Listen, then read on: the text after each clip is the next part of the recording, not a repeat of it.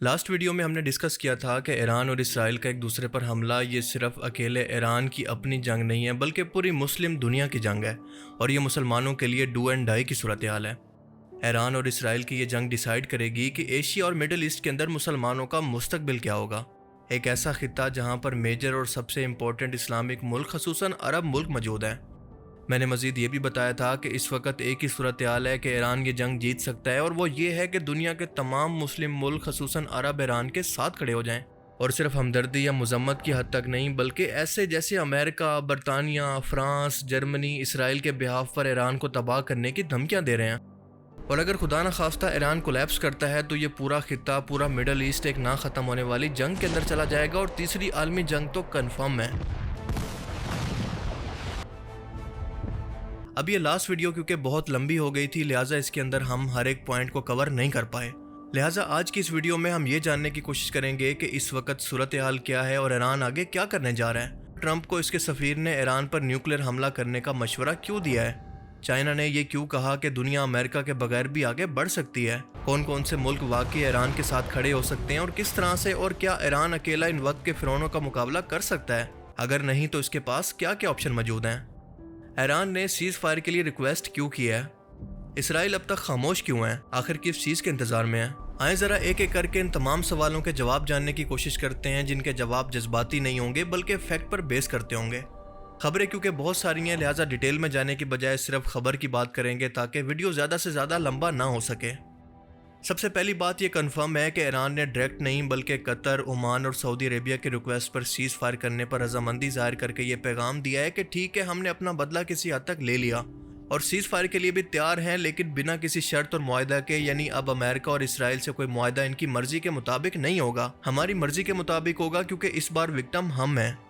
और जब अमेरिका तक ये बात पहुंची तो इसका कहना था कि ईरान बिना किसी शर्त के हार मानकर सरेंडर करके सीज फायर करे, यानी हमारी शर्तों पर यह तनाज़ा ख़त्म करे और हमसे न्यूक्लियर डील करे, वरना अगर हमने ईरान के अंदर मदाखलत की तो इसको नाकाबिले तलाफ़ी नुकसान होगा और अभी भी वक्त है, वरना इससे पहले कि बहुत देर हो जाए और कुछ भी बाकी ना रहे।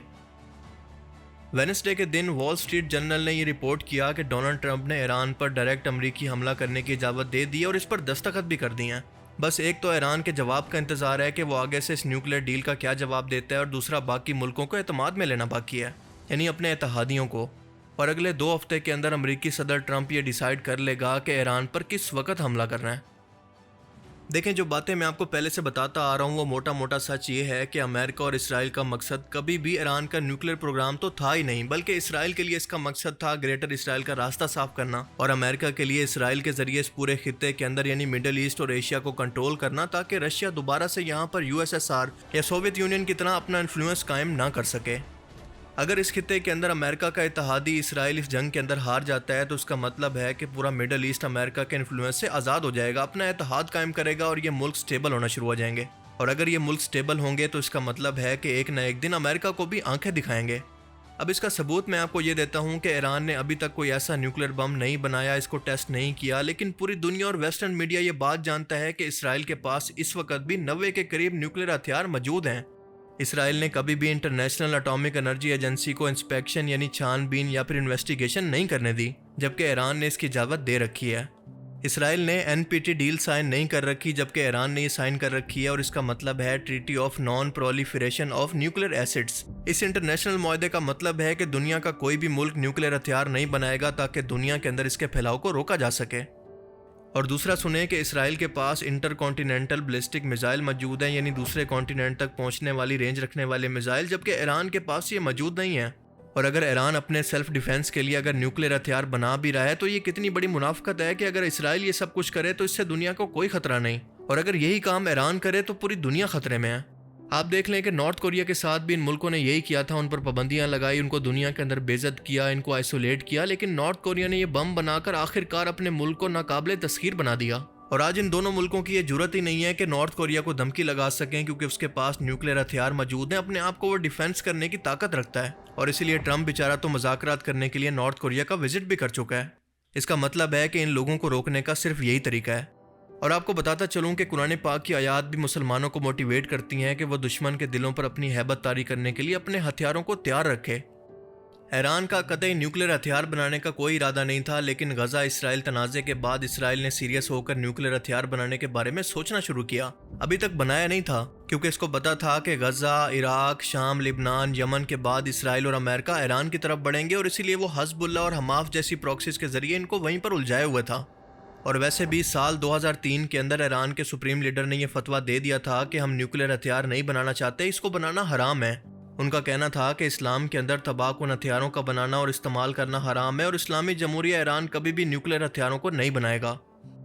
और इस फतवे के बावजूद भी बार बार ईरान पर न्यूक्लियर हथियार बनाने का इल्ज़ाम लगाना और इसके बाद इसके सुप्रीम लीडर आयतुल्लाह ख़ुमैनी को शहीद करने की कोशिश करना और बार बार धमकियां देने का मकसद क्या हो सकता है? अब इससे तो साफ जाहिर है कि मसला सिर्फ न्यूक्लियर हथियारों का नहीं है। ईरान ने आयतुल्लाह ख़ुमैनी का यही फतवा यूनाइटेड नेशन के अंदर भी पेश किया, लेकिन बाद में खुद के सर्वाइवल की खातिर ये एक्सट्रीम कदम उठाने का सोच भी लिया कि नॉर्थ कोरिया की तरह अब मुकाबला बराबरी का होगा, लेकिन अब तक वो इसको बना नहीं पाया। और यहाँ तक कि कल IAEA के सरबराह ने भी खुद ये एडमिट किया कि हमने कभी ये नहीं कहा कि ईरान न्यूक्लियर हथियार बना चुका है, बल्कि हमने ये कहा था कि हमें शक है, इसलिए हमें इंस्पेक्शन की इजाज़त दी जाए। और दूसरी तरफ ईरान के सुप्रीम लीडर ने यह कहा है कि अगर वो न्यूक्लियर हथियार बनाना चाहते हैं तो इनको दुनिया की कोई ताकत रोक नहीं सकती, और सुप्रीम लीडर इसके खिलाफ फतवा भी दे चुके हैं। और अभी की रिसेंट खबर के मुताबिक अमेरिका ने भी इस बात को तस्लीम कर लिया है कि ईरान न्यूक्लियर हथियार बनाने पर काम नहीं कर रहा था। अब सवाल पैदा होता है कि इसराइली सदर नेतन्याहू बार बार ये राग क्यों अलाप रहा है कि ईरान के पास न्यूक्लियर हथियार मौजूद हैं और इस पर इल्ज़ाम लगाकर हमला करना चाहता है। इसका मतलब ये है कि मिडिल ईस्ट के अंदर एक ही मुल्क बाकी रह गया है जो कि हुसैनी बनकर वक्त के इन यजीदों के सामने खड़ा होता आया और इस वक्त भी खड़ा हो गया है। वरना बाकी बनु उमैया के बादशाहों को तो आप देख चुके हैं कि ट्रंप के आगे वो कैसे लेट चुके हैं। इसराइल के ईरान पर हमले के बाद ट्रंप शुरू में ये कहता रहा कि इसराइल के इस हमले के अंदर अमेरिका बरेरास्त शामिल नहीं है, पर दोस्तों सच आखिर कब तक छुपता है? टेड क्रूज, जो कि अमेरिकन रिपब्लिक पार्टी यानी ट्रंप की पार्टी का एक लीडर है, अपने एक इंटरव्यू के दौरान इसके मुंह से निकल गया कि अमेरिका तो पहले ही ईरान पर फजाई हमला कर रहा है। और बाद में जब इसको अपनी गलती का एहसास हुआ तो इसने बयान बदल कर कहा कि हम का मतलब है अमेरिका और इसराइल एक साथ मिलकर। और फिर इसके बाद ट्रंप ने अपने बयान के अंदर कहा कि हमारे पास ईरान के तमाम आसमान की एसेस है, यानी हम इसको पूरी तरह से तबाह कर सकते हैं। इसका मजीद कहना था कि ईरानी मिसाइल डिफेंस सिस्टम अच्छा है, पर अमेरिका के हथियारों के सामने ये कुछ भी नहीं है। अब इससे साफ जाहिर है कि ट्रंप पहले ही ईरान पर हर तरह के हमलों और इस वक्त की स्ट्राइक के अंदर शामिल है, वरना ये बात तो हम सभी लोग पहले से जानते हैं कि इसराइल अमेरिका के बगैर कुछ भी नहीं है। और ये बात बिल्कुल वाज़ेह है कि जब भी किसी मुस्लिम मुल्क पर हमले की बात होगी तो इसराइल और अमेरिका एक साथ ही होंगे। आपको बताता चलूं कि इस वक्त भी जब ईरान कोई मिसाइल फायर करता है तो सबसे पहले इन मिसाइलों को पर्शियन गल्फ के अंदर मौजूद अमेरिकन नेवी इंटरसेप्ट करती है, और यहाँ से अगर ये बच जाएं तो इराक के अंदर मौजूद अमेरिकन मिलिट्री इसको रोकती है, और अगर यहाँ से भी बच जाएं तो उर्दन का डिफेंस सिस्टम और अमेरिकन F-35 इनको गिराने की कोशिश करते हैं, और साथ ही ये रेड सी के अंदर मौजूद अमेरिकन वॉरशिप भी इनको गिराती हैं। और अगर इससे भी बच जाएं तो मेडिटेरियन सी के अंदर बरतानिया की वॉरशिप्स इनको इंटरसेप्ट करने की कोशिश करती हैं। और अगर बचा कर ईरान के मिसाइल यहाँ से भी निकल जाएं तो इसराइल के 3 मेन डिफेंस सिस्टम इनको तबाह करते हैं।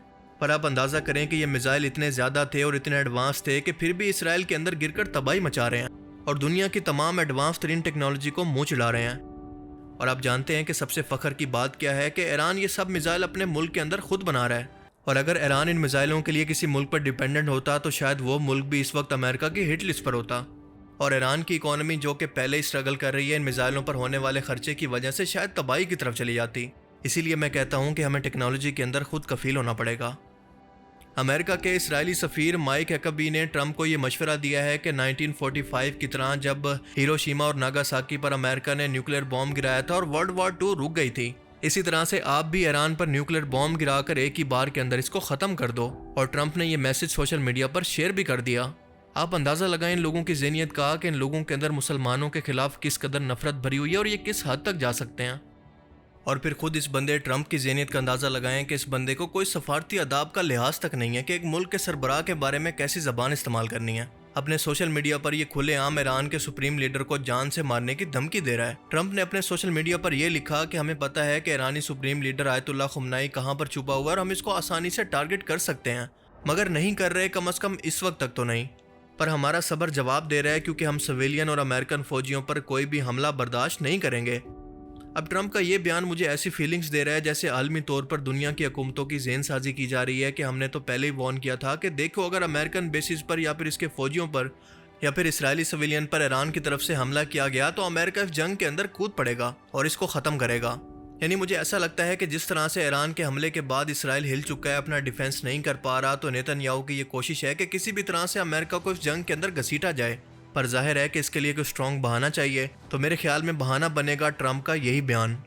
यानी इसराइल जानबूझकर कोई फॉल्स फ्लैग ऑपरेशन करवा सकता है जिसके अंदर खुद अमेरिकन फौजियों को इसकी बेसिस को टारगेट करके इसका इल्ज़ाम डाल देगा ईरान पर, और इसके बाद ट्रंप कहेगा कि देखो हमने वार्न किया था कि हमारी बेसिस को और सिविलियंस को टारगेट ना करना, लेकिन ईरान बाज नहीं आया और इसीलिए हम इससे बदला ले रहे हैं। और इस तरह से अमेरिका और इसके इत्तेहादी नेटो मिलकर ईरान पर हमला कर देंगे और इतनी तबाही मचाएंगे कि इसका हाल भी इराक, शाम और लीबिया जैसा हो जाए।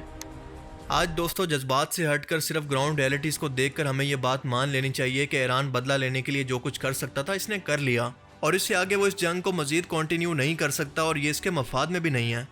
सच ये है कि पाकिस्तान, तुर्की, सऊदी अरेबिया, रशिया, चीन जो भी ईरान के साथ इस वक्त खड़े हो रहे हैं, वो वक्त आने पर यानी अगर अमेरिका और इसके इत्तेहादियों ने ईरान पर हमला किया तो ये सब खामोश हो जाएंगे। किसी की भी जरूरत नहीं होगी अमेरिका को रोकने की, और ये रोक भी नहीं सकते क्योंकि इनके पास इतनी पावर ही नहीं है।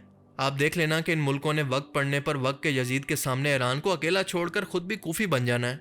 इन सब मुल्कों को सबसे पहले अपने मुल्क का मफाद अजीज है, और इसीलिए एक एक करके ये सब खामोश होते जाएंगे।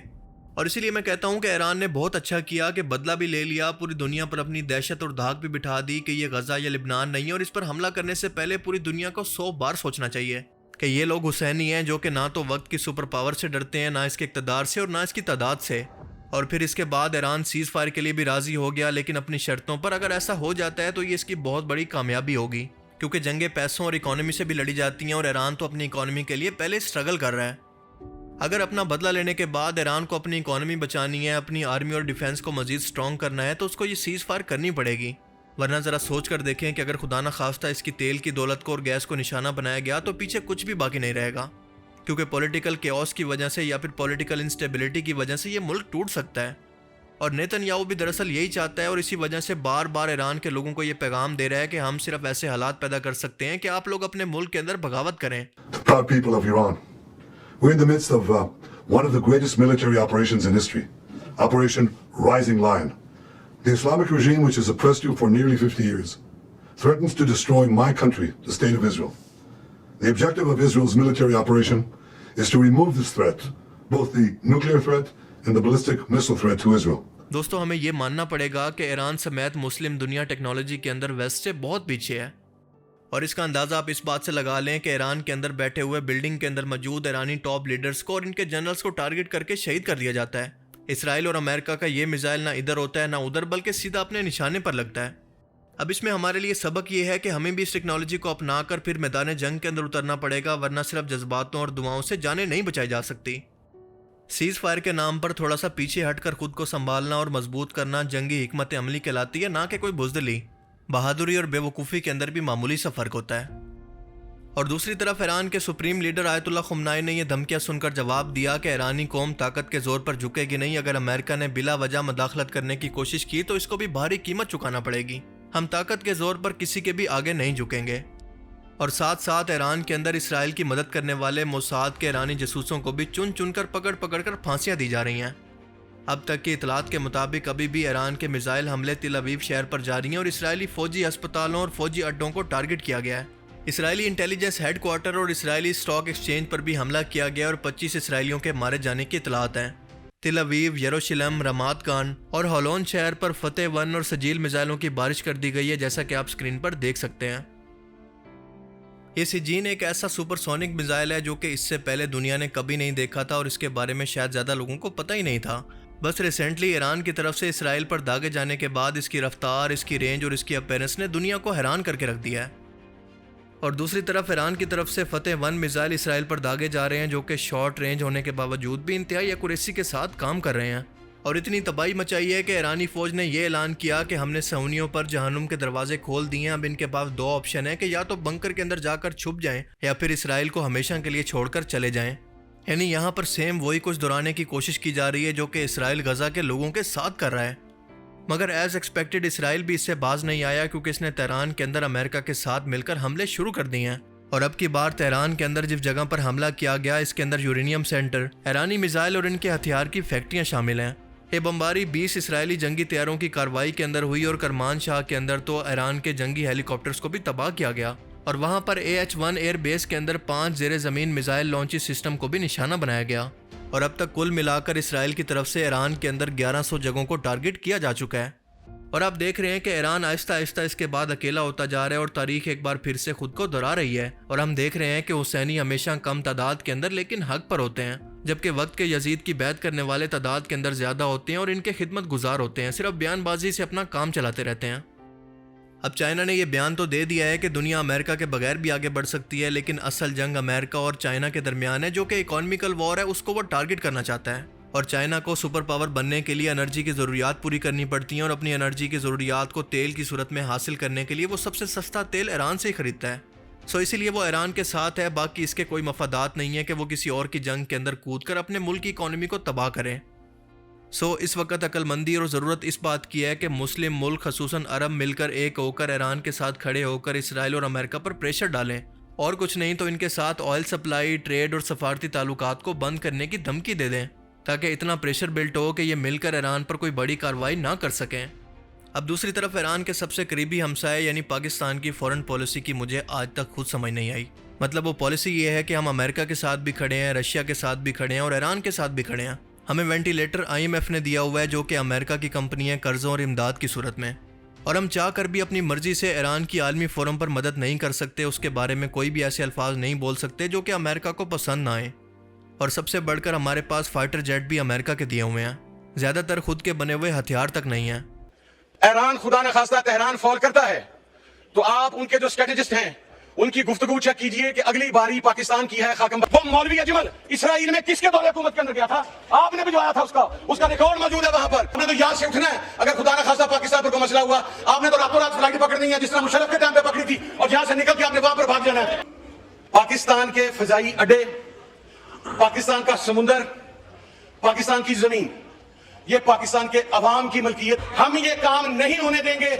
अगर ये उसको उस जो पूरे मीडिया पे चल रहा है उसको डिनाई करेंगे, मैं इन्हें अप्रिशिएट करूंगा, उसको डिनाई करें सर, उसको डिनाई करें, मैं उसको अप्रिशिएट करूंगा सर, लेकिन they are not going to deny. आप मुझे जरा सोच कर बताएं कि अगर आज अमेरिका और इसराइल ये फैसला कर लेते हैं कि वो ईरान पर हमला करने लगे हैं तो क्या पाकिस्तान की क़यादत के अंदर इतनी हिम्मत भी है कि वो अमेरिका के खिलाफ कुछ बोल भी सके? सो इसीलिए ग्राउंड रियलिटीज़ को जानकर मैं ये कहता हूँ कि मजीद डैमेज होने से पहले तमाम मुल्कों को मिलकर ईरान के लिए सीज़ फायर की कोशिश करनी चाहिए, वरना अगली बारी पाकिस्तान की है और इसके बाद सऊदी अरेबिया की है, जिसके बाद कोई भी नहीं बचेगा। और इसका डेमो भी हम पहले ही देख चुके हैं कि इंडिया पाकिस्तान की जंग के दौरान इंडिया ने जो ड्रोन इस्तेमाल किए थे पाकिस्तान को टारगेट करने के लिए वो दरअसल इसराइली थे। सो कंक्लूजन ये है कि जब तक मुसलमान टेक्नोलॉजी के अंदर कुफार के बराबर या इनसे आगे ना बढ़ जाएं तो कोई भी जंग इनके मफाद में नहीं है। और नेतन्याहू तो अपनी तरफ से पूरी तैयारी करके बैठा है कि अब तक की ये हमारी सबसे बड़ी जंग होगी और किसी भी तरह से ये अमेरिका को इस जंग के अंदर घसीटने की कोशिश करेगा। और आपको ये बताऊं कि इस बंदे ने जानबूझकर सबर इसीलिए किया रखा कि एक तो पूरी दुनिया को दिखा सके कि हम कितने मजलूम हैं, हम पर हमला हो रहा है, और फिर इसके बाद दुनिया को कहेगा कि हम अपने सेल्फ डिफेंस के अंदर ईरान पर हमला कर रहे हैं, इसको ख़त्म करना चाहते हैं। और दूसरी वजह यह है कि वो खामोश इसलिए था कि वो चाहता था कि ईरान अपने तमाम मिलिट्री रिसोर्सेज को इस्तेमाल करके इतना कमज़ोर हो जाए कि जवाबी हमला करने के लिए इसके पास ना तो कोई हथियार बचे और ना ही कोई मौशी सपोर्ट, और फिर इसके बाद अपने इत्तेहादियों की मदद से मिलकर वो ईरान पर पूरी ताकत से इस तरह से हमला करे कि इसको तबाह बर्बाद कर दे। सो इसलिए ईरान को अब अपना बदला लेने के बाद सुलह की तरफ बढ़ना चाहिए और इनके सदर ने भी यही बयान दिया और मेरे ख्याल में इंतहाई अक्लमंदी का बयान दिया है, क्योंकि जाहिर है कि ईरानी सदर इस बात को अच्छी तरह से जानते हैं और अपने मुल्क के लिए हमसे ज़्यादा बेहतर समझते हैं। अब हमेशा ऐसा नहीं होता कि दुश्मन जिस तरह से आपके लिए प्लान करता है उसी तरह से वो चीज़ एग्जीक्यूट भी हो जाए। मिसाल के तौर पर सितंबर 11 के हमले के बाद अमेरिका का ये प्लान था कि पूरी दुनिया के अंदर इस्लाम के खिलाफ नफरत बढ़ जाएगी, पर हमने देखा कि इस हमले के बाद मुसलमानों के लिए नफरत बढ़ने की बजाय लोगों ने क्यूरोसिटी के अंदर आकर इस्लाम को पढ़ना शुरू किया और गैर मुस्लिमों ने इस्लाम को कबूल करना शुरू किया, ख़ास तौर पर वेस्ट के अंदर। और बिल्कुल इसी तरह से इसराइल और अमेरिका के इस हमले का भी असर हो रहा है कि पूरी दुनिया के अंदर शिया सुन्नी फसादात बढ़ने की बजाय इनकी तफरीक ख़त्म होकर ये दोनों एक हो रहे हैं, अल्हम्दुलिल्लाह। इसराइल के मुकाबले में जो कोई खड़ा हो तो अगर मेरे दिल में उसकी तबाही पर मेरा दिल खुश हो तो मैं इनडायरेक्टली तो फिर इसराइल का आदमी बन गया ना। तो कम से कम मुझे सोचना चाहिए मैं कि ईरान के साथ जो हमारे इख्तिलाफ है वो अपनी जगह पे, लेकिन जब ईरान और इसराइल आमने सामने हो तो कोई तो मत से काम लेना चाहिए ना। और इसराइल की फतह ईरान के मुकाबले में दुनिया में क्या देखा जाएगा, मुसलमानों के मुल्क पर इसराइल गालिब आए। यार जब बराबरी पे बात आती है तो शरीका एक तरफ रख के बराबरी की पग का ख्याल करके नक का ख्याल करके एक हो जाते नहीं होते। तो कम से कम उससे उतनी सी गैरत कम तो लड़ा कर दिया जाए, लेकिन अब दिल अल्लाह फाड़ ले तक सब जमीन बकरूब शक्ता। बस मेरी दुआ ये है कि ये सारे मुल्क करीब आकर एक साथ मिलकर ईरान के हक के अंदर कोई बेहतर फैसला करवाएं, वरना अमेरिका और इसराइल तो इस वक्त अपनी तरफ से ईरान को तबाह करने की पूरी तैयारी कर रहे हैं, क्योंकि अब तक के इतलात के मुताबिक इसका सबसे खतरनाक B-2 बॉम्बर त्यारा ईरान के पास मौजूद अमरीकी बेसिस पर पहुंच चुका है। और आपको बताता चलूं कि ये दुनिया का सबसे एडवांस तरीन त्यारा है जो कि पहाड़ के अंदर बंकरों को भी टारगेट कर सकता है, न्यूक्लियर बॉम्ब भी गिरा सकता है। लेकिन अगर ऐसा नहीं होता और तमाम मुस्लिम मुल्क मिलकर ईरान को तबाही से नहीं बचा पाते, तो आप ये बात याद रखें कि वर्ल्ड वॉर 3 की शुरुआत पहले ही हो चुकी है। और इस सब का जिम्मेदार इसराइल के बाद ये बंदा होगा जो कि कुछ ही अर्सा पहले ज़ेलेंस्की को यानी यूक्रेन के सदर को चीख कर ये कह रहा था कि तुम तीसरी आलमी जंग के साथ खेल रहे हो, और आज वो बंदा खुद तीसरी आलमी जंग को हवा देने जा रहा है। You're right now not in a very good position. You're gambling with the lives of millions of people. You're gambling with World War III. You're gambling with World War III. बाकी अगर जैसे जैसे कोई अपडेट आती है तो हम इस पर मजीद बात करेंगे, लेकिन अगर इस वीडियो से आपको कुछ नया जानने को मिला तो इसको ज़रूर लाइक कीजिए। तब तक के लिए अपना बहुत सा ख्याल रखिएगा। Thanks for watching this video. अल्लाह हाफिज़।